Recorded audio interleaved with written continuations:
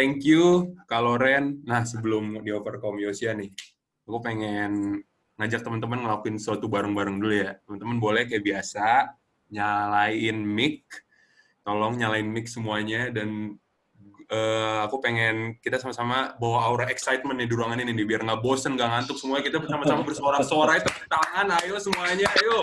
Ini bakal ngomong yang luar biasa nih. Gitu dong baru. That's the spirit. Oke, thank you semuanya untuk antusiasnya nih ya. Dan Om Yosya, John langsung serahin aja ke Om Yosya. Sip. Silahkan Om, thank you. Shalom semuanya, senang bisa dapat kesempatan untuk sharing seperti ini di sini. Saya mau share screen dulu sebentar. Soalnya dari situ kita mau cerita. Aduh, saya pertama-tama saya berterima kasih dulu ya dikasih topiknya ini. Karena topiknya memberkati saya juga. Oke, topiknya betul-betul jadi berkat buat saya. Jadi kalau kita merenungkan firman untuk membagi firman, selain saya renungkan, saya saya apply dulu ya di dalam hidup dulu gitu. Dan ini jadi berkat, ini menjadi sebuah pelajaran penting buat saya. Apakah ini bisa jadi atau enggak gitu ya. Jadi sekalian saya berkhotbah ini, saya share hal ini, saya juga sedang mengkhotbahi diri saya sendiri. So, thank you so much untuk opportunity-nya, untuk kesempatannya. Oke, nah kita bicara tentang kelemah lembutan ya di sini ya hari ini ya. Nah, saudara, saya waktu study ini, waktu siapin bahannya ini, saya malah dapat sebuah insight yang dalam, insight yang banyak gitu ya. Dapat satu berkat yang banyak gitu. Karena akhirnya bicara kelemah lembutan itu nggak cuma sekedar bicara tentang buah roh. Salah satu dari buah roh gitu. Tapi dia bicara bahkan bisa sampai ke arahan hidup. Nah, saya bersyukur kenapa? Karena ini adalah momen yang berharga untuk saya bisa share sama anak-anak muda, untuk saya bisa share sama saudara-saudara semua tentang arahan hidup. Karena kita tahu kalau kita tidak mengalami sebuah arahan yang baik gitu ya, kita bisa nyasar. Jadi penting sekali untuk punya sebuah arahan yang tepat. Nah, saya cari-cari di web gitu ya, foto tentang arahan gitu ya. Ini mewakili banget gitu. Bagaimana sebuah signage, sebuah tulisan yang menentukan arah ini ke kiri, ke kanan gitu ya, itu akan sangat berguna sekali. Saya punya pengalaman, saya pergi pakai MRT, pakai subway gitu ya di negara-negara lain, dan ini sangat membantu. Arahan tuh sangat membantu. Kenapa? Kadang-kadang kalau kita masuk ke satu stasiun subway, pintunya ada 4 penjuru gitu ya. Kadang-kadang pakai penjuru mata angin. Ada yang keluarnya north, ada yang keluarnya east, west, atau south gitu ya. Nah, salah keluar pintu, itu membuat kita harus berputar atau nyebrang jalan berkali-kali untuk menuju ke tempat tujuan yang kita pengen tuju gitu ya. Nah, jadi pengalaman di subway ini tuh pengalaman di mana saya tuh bisa menghemat waktu. Karena apa? Kalau di luar negeri, jalan-jalan, saya jarang kalau pakai subway itu, kita mengandalkan kaki ya. Jalan tuh jauh, dan orang Indonesia, kita jarang jalan kaki. Kita mengandalkan mobil, kita mengandalkan transportasi yang lain, sepeda atau sepeda motor gitu ya. Nah, jadi ketika saya bisa menentukan arah exit yang tepat, saya sedang menghemat tenaga kaki saya. Oke. Nah, saudara, saya akhirnya belajar untuk memperhatikan arahan yang tepat setiap kali saya berada di sebuah subway gitu. Nah, saudara ngerti nggak? Pentingnya untuk kita tahu arahan tepat. Arahan tepat menghemat waktu banyak. Arahan tepat menghemat energi banyak. Arahan tepat membuat kita akhirnya menjadi presisi sesuai dengan arahan dan efektif, efisien.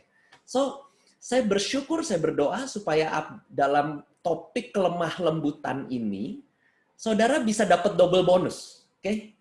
Kelembutan itu apa? Kita akan bahas. Aplikasinya ya, bagaimana, apa sih artinya dan aplikasinya dalam hidup. Lalu bagaimana kelembutan itu bisa berdampak untuk membuat arahan hidup. Nah, aneh ya, kelemah lembutan dan arahan hidup. Itu dua hal yang benang merahnya mana nih ya? Saya berdoa, saya percaya Tuhan bisa bantu kita untuk belajar dari pembahasan sore hari ini ya. Oke, nah saya mesti cerita dulu tentang pentingnya arahan hidup. Oke, saya kenal seorang youth leader.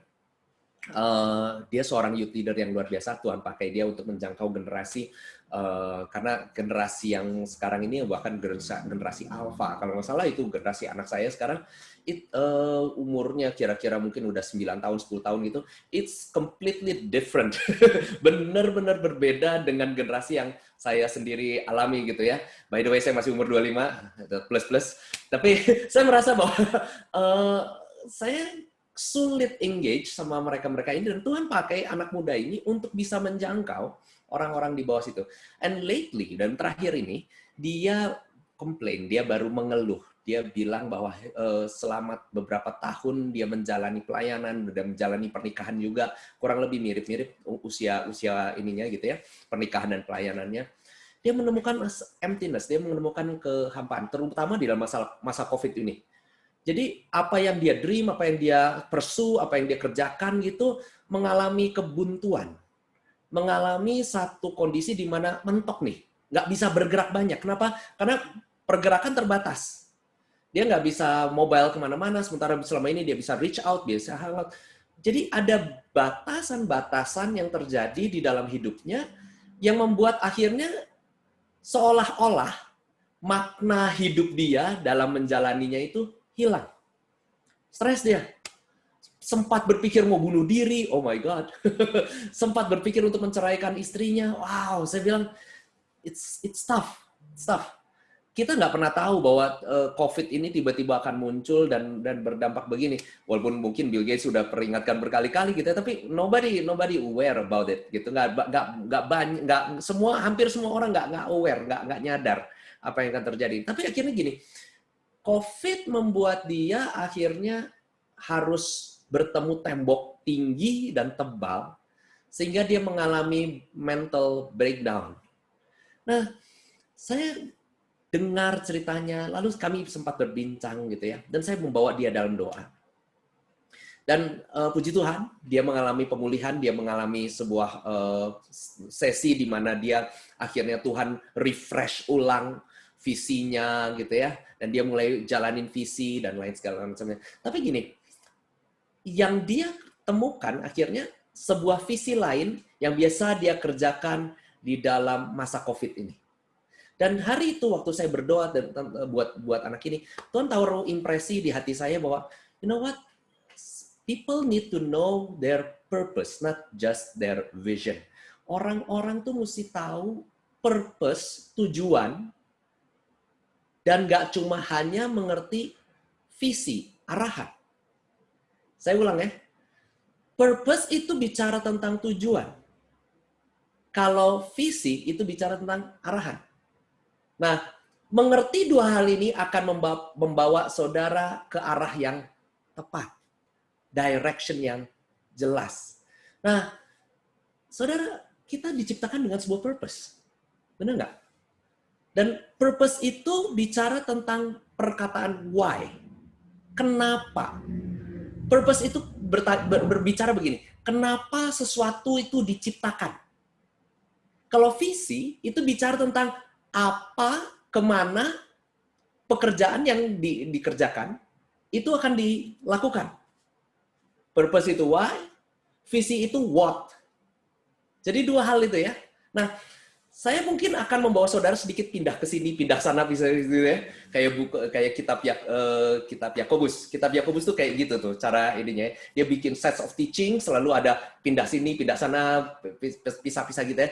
Dan saya berharap saudara mungkin boleh ambil kertas, ambil bolpen dan mulai catat supaya dari situ saudara bisa keep track. Karena I hope saya nggak akan meloncat kemana-mana dan membuat saudara bingung gitu ya. Nah, tapi dari sini saya harap saudara bisa nangkep bahwa arahan yang tepat itu memiliki kontennya, memiliki inti di dalamnya itu sebuah pertanyaan why, mengapa kita harus lakukan ini, dan sebuah pertanyaan what, arahan. Dan waktu saya berdoa buat si pemimpin muda ini, saya sampaikan ke dia, you know, you need to find your what, kamu harus temukan apa yang kamu lagi gumulkan sekarang ini, dan apa arahan yang Tuhan lagi bicara sama kamu sekarang ini, supaya kamu akan menemukan why you are being created to do this. Gitu. Nah, saudara, kalau orang nemuin why, kalau orang nemuin pentingnya purpose, orang itu bisa lari panjang. Orang itu mau dirubah seasonnya, jadi ada musim COVID, nggak ada musim COVID, jadi musimnya prosperous atau musimnya trouble gitu ya. Mau musimnya berubah, ketika dia ngerti purpose-nya, dia akan tetap menjadi seperti itu. Kenapa? Karena dia ngerti alasan saya lakukan ini, kenapa. Saya akan terus berlari karena saya tahu kenapanya. Pentingnya saya lakukan ini terus itu apa. Jadi saudara, kira-kira begitu ya. Saya harap saudara bisa mengerti konsep why dan what ini gitu ya.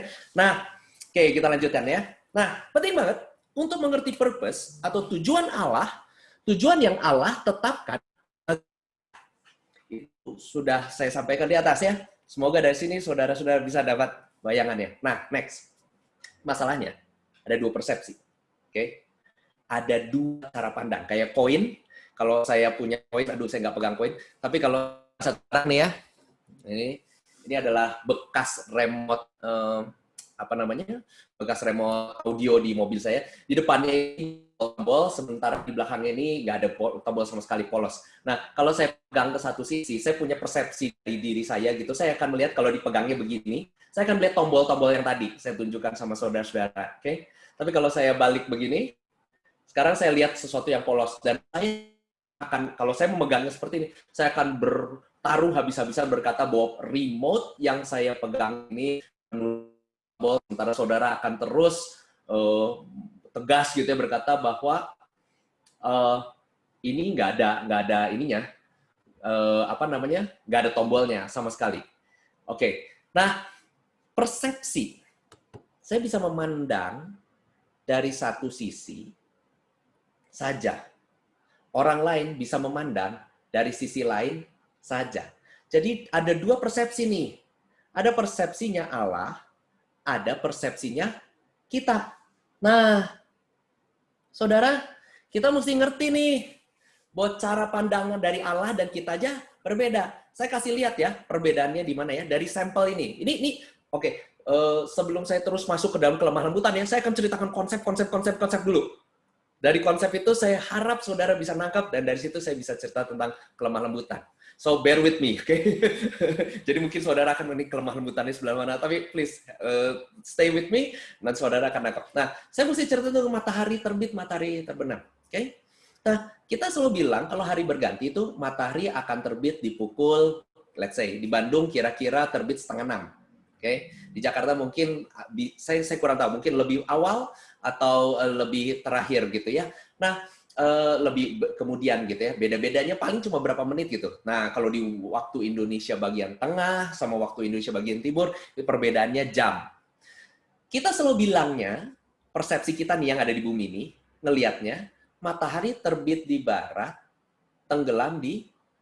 terbit di timur, tenggelam di barat. Oke? Kita nggak berbicara, padahal kita tahu ya, kalau kita udah belajar ilmu alam, kita belajar fisika gitu, matahari itu bukan mengitari bumi. Jadi dia bukan gantian dari timur ke barat, bukan. Tapi sebetulnya bumi yang berputar kan? Bumi berputar, sehingga akhirnya cahaya mataharinya itu muncul pertama kali di timur, habisnya di barat. Nah, kalau Tuhan di angkasa luar sana ini, di jagat semesta sana itu, melihat matahari terbit dan matahari tenggelam ke arah bumi, Tuhan ngomongnya apa sih? Perputaran bumi ya. Bumi itu berputar pada pukul sekian dan tenggelam dan menjadi gelap pada pukul sekian. Sementara kita yang di bumi, kita melihatnya mataharinya terbit dan mataharinya tenggelam. Dari tempat berbeda aja, sisi pandangnya berbeda. Nah, saudara, dari dua hal itu aja kita bisa mulai aware bahwa penting ya untuk mengenal perspektifnya Allah. Nggak bisa kita sekedar cuma percaya aja bahwa yang saya lihat ini paling benar. Yang saya lihat ini paling tepat. Kita harus mulai bisa aware bahwa ternyata Allah mungkin melihatnya berbeda. Nah, karena saudara gini, knowing the right perspective direct us to the true perception. Bahasa Indonesianya gini, mengerti perspektif yang tepat mengarahkan kita kepada cara pandang yang tepat. Artinya begini, right knowing equals to right believing equals to right living. Mengerti yang benar itu akan menghasilkan percaya yang benar dan akan menghasilkan kehidupan yang benar. Saya ulang ya. Mengerti, knowing, the right perspective, perspektif cara sudut pandang yang benar, direct us to the true perception, mengarahkan kita kepada cara pandang yang sejati, cara pandang yang sesungguhnya. Karena mengerti benar, mengerti hal-halnya dengan cara benar, itu membangun iman yang benar, cara percaya yang benar. Kalau cara pengertiannya salah, imannya juga ngaco. Dan kalau imannya benar, maka kita akan bisa hidup yang benar. Jadi saudara, ini konsep yang lain yang saudara harus mengerti. Bahwa arahan harus benar, dan bahwa kita harus tahu Allah itu punya sudut pandang yang berbeda, sehingga kita harus mengenal sudut pandangnya Allah. Kalau kita ngerti sudutnya pandangnya Allah, kita bisa masuk dalam arahan yang tepat. Sampai sini oke? Masih oke ya? Oke. Hopefully it's still okay. Nah, saya mesti ceritain konsep ketiga lagi. Oke? Kalau kita punya sebuah tujuan, sebuah arahan, kita mau menuju ke titik A, kita mau menuju titik B. Tujuan itu pasti dicapai setelah tujuan itu pasti akan berakhir kalau kita sudah mencapai titiknya. Contoh kita mau nyampe ke titik A gitu. Waktu kita berjalan, mungkin jalan dari titik 0 sampai ke titik A, kita harus belok ke kanan 6 kali, ke kiri 7 kali, lalu muter balik sekali, lalu mulai jalan lagi kira-kira berapa kali gitu, lalu putar balik lagi dan sampai ke titik A gitu. Setiap langkah yang ada kita ikutin, kita jalanin, dan dari situ kita mencapai titik A, titik terakhir. Nah, tujuan hidup juga ada akhirnya. Oke? Kalau saudara menaruh tujuan hidup saudara pada apa? Pada karir, tujuan hidup saudara pada pelayanan, tujuan saudara pada hubungan, pasti ada titik suksesnya. Pasti ada titik akhirnya. Nah, penting sekali untuk kita mengerti nih. Ada dua persepsi juga untuk kesuksesan, untuk pencapaian sebuah tujuan.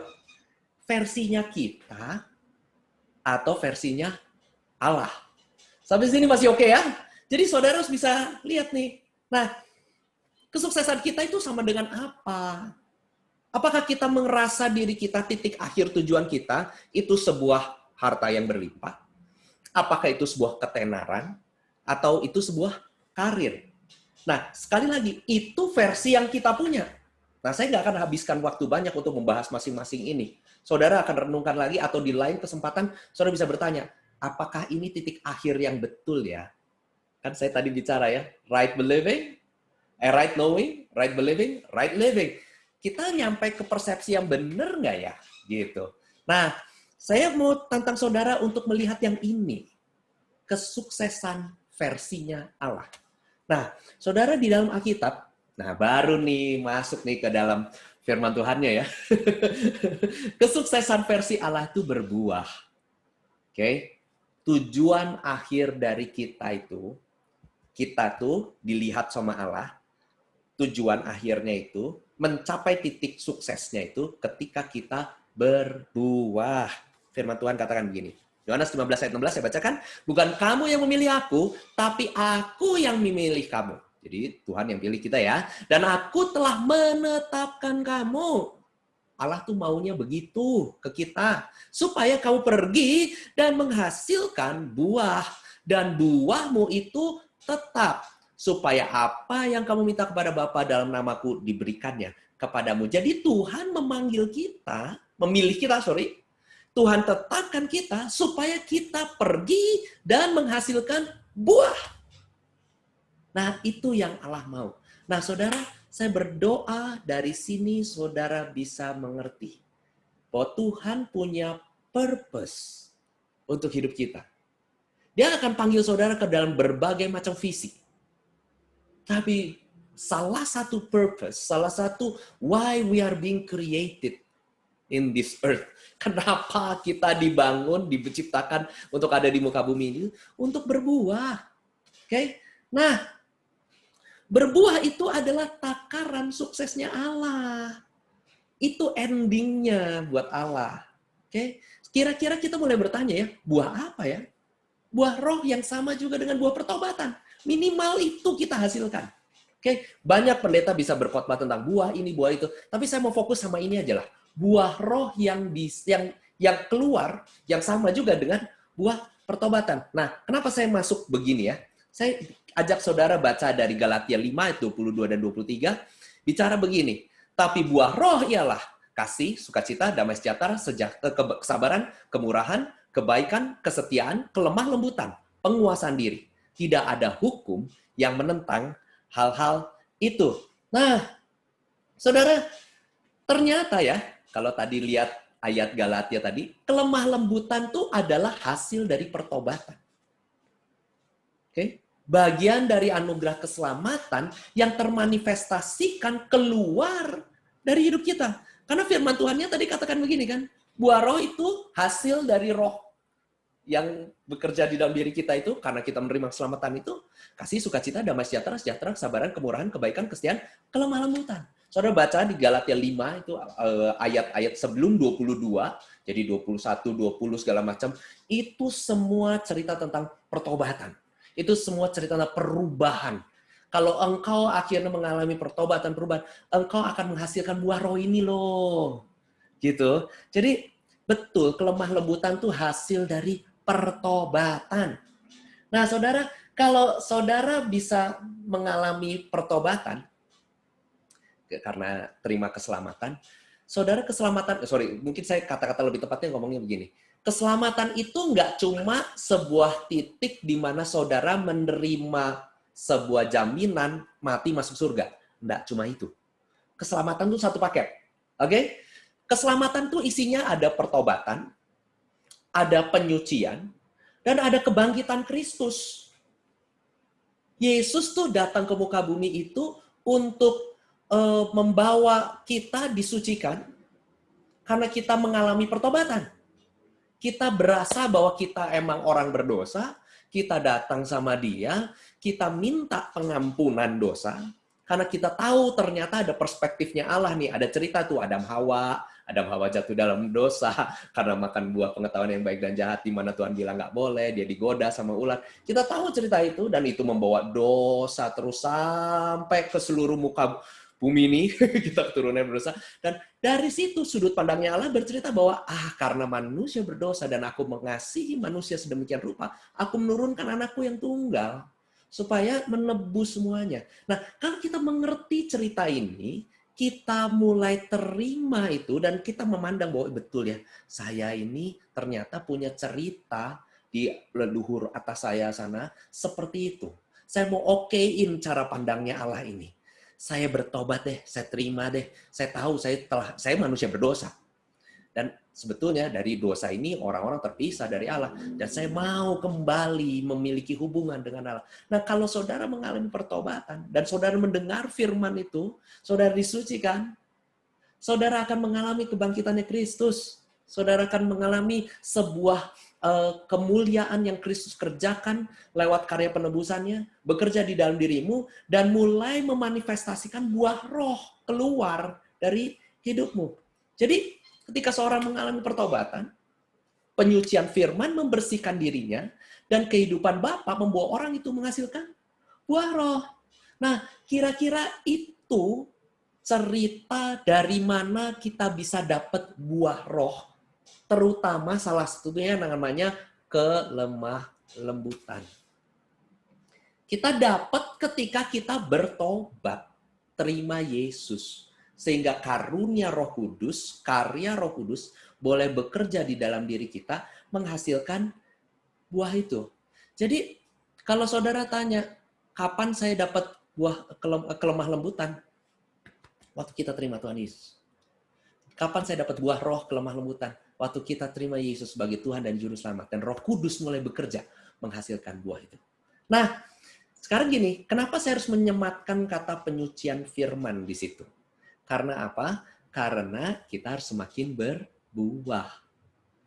Ingat ya, tujuan Allah adalah saudara berbuah. Dan salah satu buah yang ingin dikeluarkan adalah buah Roh Kudus yang lahir dari pertobatan.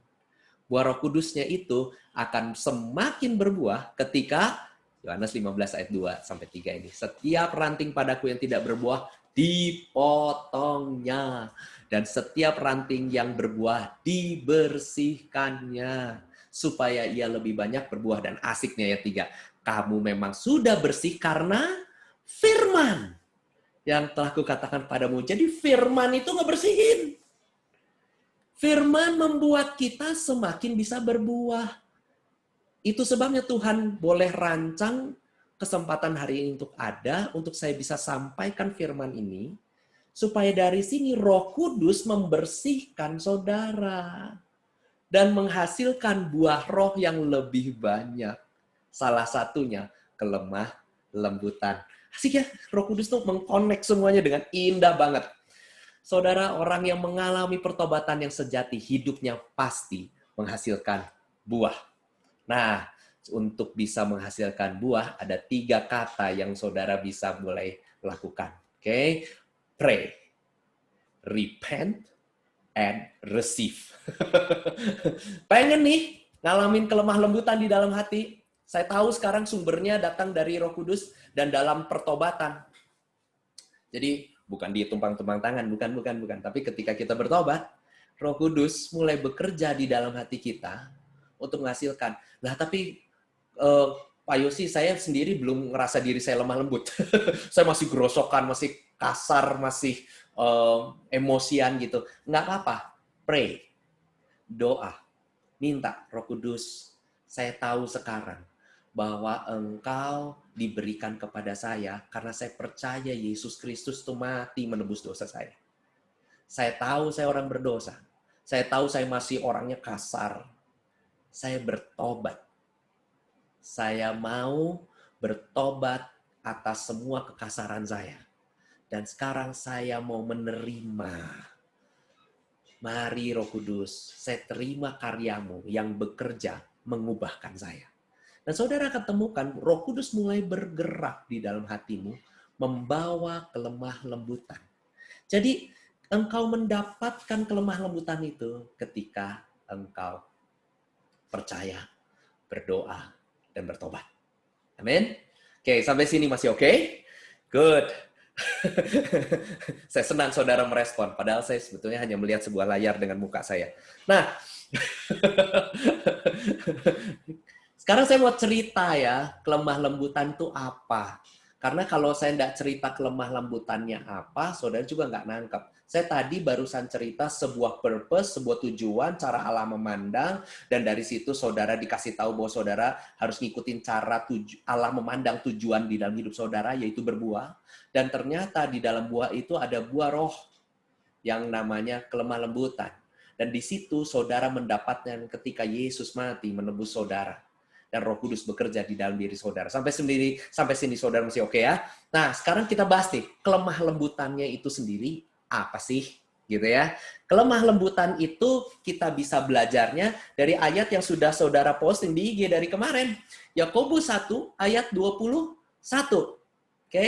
Sebab itu buanglah segala sesuatu yang kotor dan kejahatan yang begitu banyak itu. Oh sorry, bukan ini yang saudara posting di IG. Ada ayat berikutnya. Tapi saya buka dulu deh Yakobus 1:21 ini ya. Sebab itu buanglah segala sesuatu yang kotor dan kejahatan yang begitu banyak itu, dan terimalah dengan lemah lembut firman yang tertanam di dalam hatimu yang berkuasa menyelamatkan jiwamu. Nah gini, untuk menjelaskan lemah lembut itu kayak apa sih?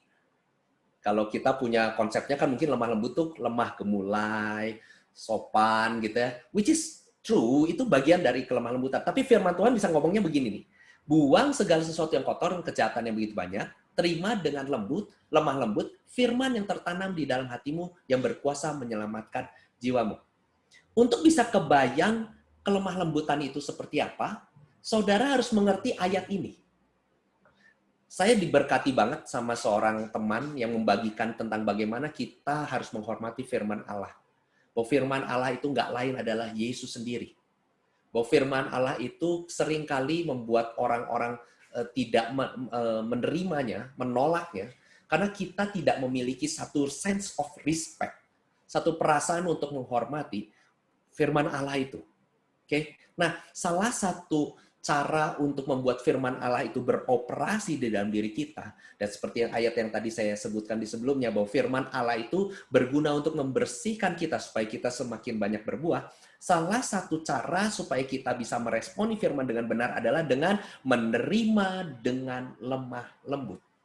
Jadi saudara, lemah lembut itu adalah sebuah, menerima firman dengan lembut berarti, nah gini, lemah lembut itu adalah sebuah respon. Oke? Ketika kita menunjukkan sebuah respon kepada firman Allah dengan menerimanya, kita sedang mempraktekkan lemah lembut. Respon kita menjadikan kelemah lembutan itu lahir, terasa, dan berwujud.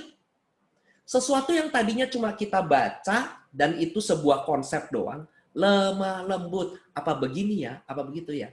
Ternyata waktu kita baca ayat ini, kita menerima firman dengan lemah lembut, artinya kita sedang menerima firman itu masuk, nggak kita tolak, kita terima untuk membuat perubahan. Kita terima firman itu, dan akhirnya mengizinkan firman itu bekerja di dalam diri kita. Nah, kalau saudara bisa menerima sesuatu untuk mengubah saudara, tidak membenteng sesuatu, membentengi diri saudara untuk, ini bukan buat saya, ini mah sebetulnya firmannya buat orang lain. Tapi kita bisa terima dengan lembut, kita bisa terima, iya ya, jangan-jangan firman ini ngomong ke saya ya, jangan-jangan firman ini menegur saya. Dan waktu kita terima firman itu dengan lemah lembut, kita tuh dibersihkan dan kita semakin banyak berbuah. Dan saat itu juga, kita sedang membuat kelemah lembutan itu lahir, merasa, dan memiliki wujud. Orang jadi bisa lihat buah roh yang namanya kelemah lembutan itu ketika kita merespon dengan tepat. Jadi saudara-saudara, kelemah lembutan itu lahir karena adanya respon yang baik, terutama terhadap firman Allah. Ketika saudara meresponi firman Allah, saudara bisa belajar meresponi firman Allah dengan tepat, dengan menerimanya, menggumulkannya, submit di bawah firman Allah itu, saudara sedang mempraktekkan kelemah lembutan. Dan kalau saudara bisa bersikap seperti itu, saudara mulai bisa mengukur dan ngepas-pasin sama hidup saudara. Ketika ada kondisi hidup datang sama saudara, apakah saudara sedang menghadapinya dengan kekerasan atau kelemah lembutan? Karena saudara belajar lemah lembut terhadap firman Allah. Jadi bentuknya tuh karena baru berwujud karena saudara meresponi firman Allah. So, pastikan saudara memiliki hal itu. Pastikan saudara mulai bisa meresponi setiap firman Allah dengan kelembutan. Cek, apakah ini benar ngomong saya? Jangan mempertanyakannya, ini makanya bukan. Bukan dengan sikap begitu, tapi dengan lembut. Roh Kudus, aku mau menerima firman yang datang. Kenapa? Dengan kelemah lembutan, kita sedang menerima firman. Firman itu Yesus sendiri. Kita sedang membuka pintu buat Yesus. Yesus, silahkan lebih lagi di dalam hidupku. Berkaryalah lebih di dalam hidupku. Bersihkan aku lebih. Dan aku akan semakin banyak berbuah. Nah, sampai sini oke ya? Terus ya? Kan waktunya nggak banyak. Kita mesti ngebut juga. Nah, kelemah lembutan itu dampaknya di dalam hidup kita. Dan ini berkaitan sama purpose, tujuan yang saya ceritakan di awal ya. Nah, ayatnya, ini baru yang saudara sudah posting di IG. Yakobus 3 ayat 13. Siapakah di antara kamu yang bijak dan berbudi? Baiknya adalah dengan cara hidup yang baik menyatakan perbuatannya oleh hikmat yang lahir dari kelemah lembutan. Ada hikmat yang lahir dari kelemah lembutan. Nah, kelemah lembutan melahirkan hikmat yang dari atas. Hikmat versinya Allah. Saudara, saya dorong saudara untuk baca Yakobus pasal 3 tadi. Itu dari atas, dari ayat 1 sampai 12, sampai terus 18. Saudara akan dapat banyak berkat. Renungkan itu, saudara akan dapat banyak berkat apa yang Tuhan akan singkapkan pada saudara tentang hikmat yang dari atas. Kalau di Yakobus pasal 3 ayat 1 itu pertama kali dibuka itu dengan jangan mau jadi guru, jangan mau jadi pengajar. Kayak dituntutnya banyak katanya gitu ya. Lalu dia bercerita tentang lidah dan dosanya. Lidah itu kecil tapi dia bisa membesarkan hal yang besar. Api itu lidah itu seperti api yang bisa ngebakar. Kapal itu besar banget tapi lihatin dia dikendalikan di belakangnya merader sama sauh. Bukan sauh sih, sauh ya apa sih? Kemudi, sama kemudi. Jadi sama belakangnya itu kemudi itu kecil tapi bisa menggerakkan kapal yang besar. Nah, lidah tuh kayak gitu ya. Jadi hati-hati sama ngomong segala macam itu. Itu di Yakobus 3 1 sampai 12 dia cerita begitu. Sampai di ayat 13 atau dia lompat. Kalau nggak salah itu kan kalau di bahasa Indonesia itu dibikin 2 topik berbeda. Yang atas tentang dosa, tentang lidah, yang ke-13 itu tentang hikmat dari atas. Tapi kalau saudara baca 1 sampai 18 bersamaan, nggak dijeda, saudara bisa tahu bahwa sebetulnya Yakobus lagi ngomongin hati. Hati itu mesti sesuai dengan apa yang kamu sesuai dengan apa yang Yesus khotbahkan waktu di khotbah di bukit, kerendahan hati dan lain-lain. Karena itu tulisan yang banyak mempengaruhi Yakobus. Anyway, nah saya ingin saudara bisa ambil waktu untuk mempelajari itu supaya apa? Mengerti hikmat yang dari atas dan hikmat versinya Allah. Karena itu lebih jelas. Saya cuma ambil ayat-ayat potong-potong, dan dari situ saya menjelaskannya kepada saudara. Tapi saya pengen saudara bisa tahu bahwa ayat di Yakobus pasal 3, 1-18 itu memang bicara tentang hikmat yang dari atas, yaitu hikmat versinya Allah. Bukan hikmat versinya dunia. Nah, hikmat itu bicara apa sih? Right knowing lagi. Pengertian yang benar lagi. Yang datang dari Allah. Karena right knowing, right believing, right living itu betul. Kalau kita betul bisa menerima, ada ayatnya tadi ya, bisa betul menyatakan perbuatan ya oleh hikmat, kalau kita bisa menemukan kelemah lembutan itu akan menghasilkan hikmat yang dari atas. Jadi saudara, ketika saudara belajar untuk mengenal kelemah lembutan, saudara ternyata ajarkan cara perspektifnya Allah yang dari atas, cara dia memandang hidupmu, dan bagaimana dia akan menuntun hidupmu. Asik ya? Selama ini berapa banyak yang bertanya tentang tujuan hidup? Berapa banyak bertanya, ini kemana sih habis ini? Berapa banyak yang bertanya, Tuhan, apa rancanganmu? Apa tujuan aku diciptakan dan seterusnya gitu. Saudara bisa mengerti ternyata. Tuhan mau kasih tahu ternyata. Tapi gini, hikmat itu, arahan itu, cara pandang itu, pikiran-pikiran yang dari Allah itu, yang dari atas itu baru turun ketika saudara memiliki kelembutan. Mungkin bukan turun, baru lahir ketika saudara memiliki kelemah lembutan. Nah, ayat ini, Yakobus 3 ayat 13 ini, bicara tentang hal itu. Bicara tentang right knowing, right believing, dan right living. Nah, saudara, kita penting untuk tahu ini. Oke? Penting untuk memiliki kelemah lembutan. Kenapa? Karena kelemah lembutan melahirkan hikmat. Dan kalau kita nggak memiliki hikmat dari atas, kita sedang mengandalkan hikmat sendiri. Mengandalkan cara pandang kita sendiri, kepintaran kita sendiri. Karena hikmat dari diri kita sendiri akan membawa kita tersesat di jalan hidup kita. Nah, hikmat dari atas nih, saya kutip nih ya, di Yakobus 3 ayat 17 itu. Hikmat yang dari atas itu pertama-tama murni. Selanjutnya pendamai, peramah, penurut, penuh belas kasihan, dan buah-buah yang baik. Tidak memihak, dan tidak munafik. Jadi kalau saudara memiliki kelemah lembutan, hasilnya ya ini semua. Saya bikin listnya lebih gampang ya. Saudara akan menjadi pendamai. Saudara akan menjadi peramah. Saudara akan menjadi penurut. Saudara penuh belas kasihan. Saudara nggak memihak orang-orang, tapi saudara bisa berdiri tepat di atas firman. Dan saudara nggak munafik. Indah ya? Indah banget. Ketika kita memiliki kelemah lembutan, kita tahu banget kita menjadi orang yang pendamai. Ini yang kelihatan di luar. Pendamai, peramah, penurut, belas kasihan, nggak memihak, nggak munafik. Saudara betul-betul menjadi orang yang kayak begini nih. Dan dari situ, saudara mulai tahu cara Allah melihat. Dan saudara tahu melangkahnya tuh mesti kemana. Karena saudara akhirnya tidak memihak ke salah satu. Tidak memihak ke satu pilihan tersendiri. Saudara selalu menjadi pendamai. Nggak penuh dengan amarah. Kenapa? Amarah bisa membawa saudara menuju ke tempat-tempat yang salah. Saudara menjadi peramah. Saudara akan disenangi orang-orang. Oh, peramah itu akan membuat orang-orang juga welcome. Mudah menerima. Dan kita nggak pernah tahu, jalan hidupmu mungkin butuh orang, dan maksudnya gini, butuh orang-orang tertentu untuk membawa tujuan akhir dari perjalanan hidup saudara nyampe. Jadi saudara akhirnya menjadi orang yang peramah dan memudahkan semuanya. Saudara menjadi orang yang penurut.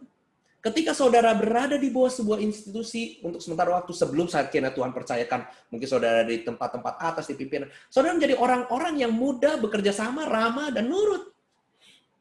Dan terutama nurut sama firman Allah. Jadi Tuhan bekerja membangun semuanya ini untuk memudahkan saudara menerima tuntunan, arahan yang Tuhan mau. Karena apa? Tuhan mau saudara berbuah. Dan ketika saudara berbuah, saudara menggenapi purpose-nya Allah. Dan ketika saudara berbuah, saudara menuju ke tempat yang tepat sesuai dengan tentuan Allah. Nah, caranya gimana ya? Ini kan semua konsep ya. Dan bagaimana caranya kita meng-apply-nya sama hidup kita ya? Belajar sama Tuhan Yesus. Saya cari di internet, ini gambaran yang paling agak mewakili. Kalau Yesus cerita tentang, ayatnya kan gini ya, Matius 11 ayat 28 sampai 30 ya. Saya bacakan ya. Marilah padaku semua yang letih lesu dan berbeban berat, aku akan memberi kelegaan padamu. Pikullah kuk yang kupasang dan belajarlah padaku, karena aku lemah lembut dan rendah hati, dan jiwamu akan mendapat ketenangan. Sebab kuk yang kupasang itu enak, dan bebanku pun ringan. Nah, saudara, ayat ini itu mewakili gambar ini. Oke? Kenapa? Karena lembu yang membajak itu selalu sepasang. Oke? Dan uniknya nih, kalau di kebudayaan Yahudi dulu ya, kalau sekarang kan sudah pakai traktor ya, jarang orang betul-betul membajak seperti itu ya. Tapi kalau di zaman Yahudi dulu, lembu itu membajak tuh sepasang, dan gini, yang satu lebih senior daripada yang lainnya. Oke? Kenapa lebih senior? Karena yang satu sudah tahu. Jadi kalau bayangkan saudara ya, kalau lembu ngebajak di sebuah ladang, orang jalan nih, terus orang jalan, lembunya jalan nih, berdampingan gitu ya. Yang tahu mestinya belok sekarang, yang tahu signal dari si petaninya ini belok sekarang, beloknya berapa besar gitu ya, supaya tanah yang dibajaknya itu betul kebalik gitu ya, tanah yang penuh dengan pupuknya itu, tanah gemburnya itu di bawah itu keangkat naik ke atas, tanah kerasnya itu kebalik ke bawah gitu. Itu yang tahu berbeloknya, jalannya, kapan muternya gitu, itu lembu yang senior. Kenapa? Udah sering. Ladang itu udah sering dia puterin. Oke? Dia udah tahu urutannya ini begini segala macam. Nah, si yang muda itu memberikan support tenaga, tapi dia akan lebih banyak look up, dia akan banyak meniru lembu yang seniornya itu, lembu yang lebih besarnya itu, lebih kuat ya. Supaya apa? Dari situ dia belajar. Itu yang dimaksud dengan ayat ini. Pikulah kuk yang kupasang dan belajarlah kepadaku, karena aku lemah lembut dan rendah hati, dan jiwamu akan mendapat ketenangan. Jadi saudara, bagaimana mengaplikasikannya di hidup kita setelah kita tahu bahwa kelemah lembutan itu seperti itu wujudnya? Karena respon ya. Kita tahu bahwa kelemah lembutan itu adalah hasil dari buah roh, dan bahwa Tuhan Bapa di surga pengen supaya kita berbuah at the end gitu. Nah, mengaplikasikannya terus ngegerakinnya ya, mempraktekannya dalam hidup, yaitu dengan cara belajar sama Yesus. Apa-apa lihatnya Yesus. Yesus jadi contoh. Kita niru. Nah, tapi gini, saya mau tambahin gini, harus ada semangat untuk terus memperhatikan Yesusnya. Dalam keseharian saudara-saudara berjalan menapaki ladangnya Tuhan ini, supaya saudara sampai ke tujuan yang Tuhan pengen. Karena apa? Di tengah-tengah mungkin di dalam hidup saudara, visi akan dibawa. Saudara akan menyelesaikan banyak visi. Visi akan selesai. Lalu akan ada visi berikutnya. Ada jalan berikutnya. Gitu. Tapi purpose itu tetap satu. Saudara berbuah. Jadi saudara berbuah terus sementara saudara menggenapi visi-visi yang ada di depan. Dan waktu saudara lakukan itu semua, saudara sedang belajarnya sama Yesus. Matanya tertujunya sama Yesus. Untuk jalannya, geraknya, kapan beloknya itu sama Tuhan Yesus. Jadi saudara, ketika kita terikat dan tunduk diarahkan kemanapun Tuhan Yesus menuntun kita, kita sedang menuju kepada the right direction. Amin, saudara. Saudara sedang menuju ke arah yang tepat ketika kita terikat dan tunduk untuk diarahkan oleh Tuhan Yesus. Saya simpulkan begini.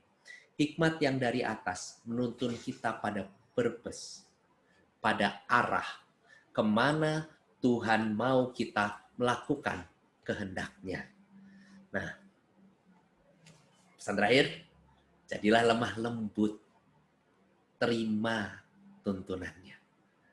Mata kita tertuju kepada Yesus terus, kepada kasih-Nya, kepada karakternya, pada pengorbanannya, kepada apa yang Dia perbuat di dalam hidup kita. Mata kita terus ke sana. Kita belajar banyak hal, tapi mata kita tertuju terus ke sana. Kita menggenapi banyak visi di dalam hidup kita, mata kita terus tertuju ke sana. Itu yang membuat kita nggak pernah kelelahan. Kita ngerti bahwa ini saya sedang berbuah nih. Saya sedang melihat Yesus nih. Saya sedang meniru Tuhan Yesus nih. Mari Tuhan, kerjakan terus. Jadi tiap hari di dalam doa saudara, pagi-pagi, siang-siang, anytime you pray, saudara mulai bersyukur, saudara mulai bilang begini, Tuhan, aku bersyukur, kelemah lembutan menuntunku melihat Engkau. Kelemah lembutan menuntunku menerima firman-Mu. Nanti mungkin akan ada firman-firman di tengah-tengah perjalanan hidup saudara. Entah itu karena saudara baca firman sendiri, entah karena saudara akan dengar khotbah, entah karena tiba-tiba lewat certain kejadian saudara teringat akan firman yang sudah saudara baca. Many times, many ways, Tuhan bisa pakai segala macam cara untuk bicara sama saudara. Tapi ketika itu berbicara, saudara udah tahu, saya harus terima ini dengan lemah lembut. Karena apa? Kelemah lembutan membawa saudara mudah belok sesuai arahan Tuhan. Memudahkan saudara untuk lurus sesuai dengan arahan Tuhan. Direction-nya mau ke kanan, ke kiri, lurus atau belok. Tuhan siap menggeser saudara. Tuhan siap mendirect saudara. Tuhan berkati, jadilah lembut. Amin.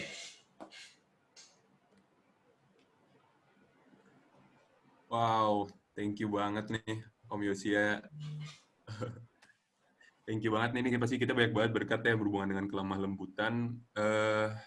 By the way, Om Yosia udah nggak bisa ikut breakout room ya, jadi Om Yosia ya, nggak ikut small group ya. Saya mau dibawa ke breakout room yang mana?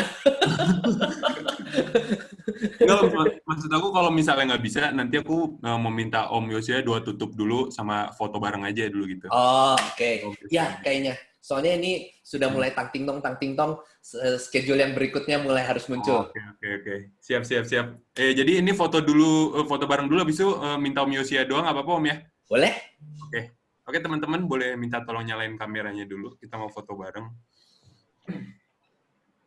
Oh, oke. Itu Uriel? Nah, saya awut-awutan rambutnya. Udah rapi kok Om. Rapi ya, puji Tuhan. Oke. siap ya Om, Tante, teman-teman. 1, 2, 3 ya. 1, 2, 3. Oke, sekarang layar kedua. Sekali lagi, 1, 2, 3. Oke, udah, mantap. Thank you semuanya. Om Yosia, boleh Om tutup Doa doa? ya? Ya. Oke. Bapa di surga, kami bersyukur kalau Engkau berbicara dengan indah kepada hamba-Mu ini. Hamba boleh diajar untuk jadi lemah lembut. Hamba mau menjadi lemah lembut. Hamba mau setiap kali ada firman datang, hamba mau lemah lembut duluan.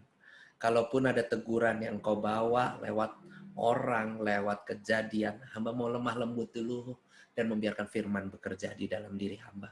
Kami bersyukur untuk firman yang boleh datang pada kami. Bersyukur untuk anak-anak Josjen yang boleh mendengar semuanya ini. Bapa berdoa supaya kelemah lembutan-Mu itu boleh turun atas kami. Dan boleh lahir dari pertobatan kami. Kami boleh memandang Yesus terus dalam menjalani hidup kami. Dan Engkau Tuhan Yesus menjadi guru panutan yang menuntun kami. Kami digerakkan kemanapun Engkau mau. Dan biarkan kami menemukan tujuan akhir kami. Kami bersyukur ya Bapa, kami bersyukur Tuhan Yesus, kami bersyukur Roh Kudus. Di dalam nama-Mu kami berdoa. Amin. Amin. Thank you Om Yosia. Teman-teman Sama-sama. boleh tolong buka mic-nya. Sama-sama kita ngomong God bless you.